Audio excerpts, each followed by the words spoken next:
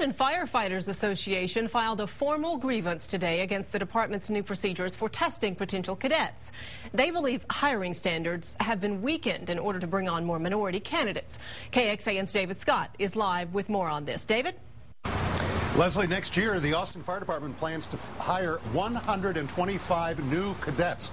That is a record high for the city, but the union says with 5,500 applicants, why can't we afford to keep the standards, the testing standards, as high as possible?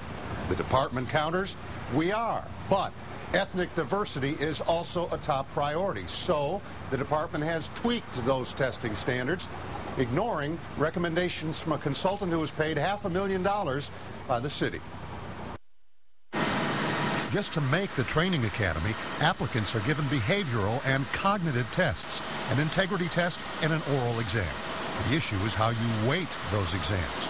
The union contends the department is minimizing one of the most important components to bring on more minorities. I think they mean well, but I think what they're doing is they're fearful that their goals of diversifying the ranks will not be met. So I think out of fear, they're gravitating towards this system that lowers standards, and the sad part is it doesn't need to happen that way. You can get both if you design the system right. But the department insists it wants and will get the cream of the crop.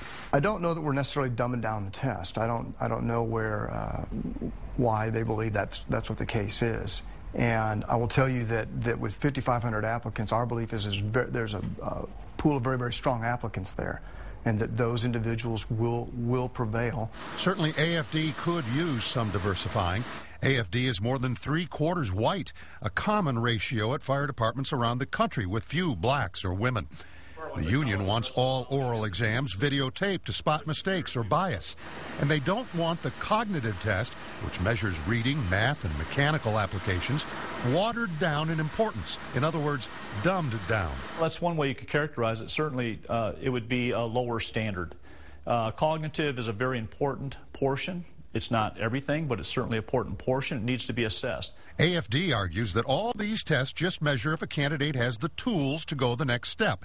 Classes and then the training academy could take up to a year of teaching and screening. After all of this process and the training academy, then they spent 6 months on probation out in the field. So we're pretty sure at the end of that process that we have the best. So for now, the department's tweaked testing standards are in place, but the union's grievance will be heard by an arbitrator early next spring, about the time the first testing classes have already begun. David Scott, KXAN, Austin News.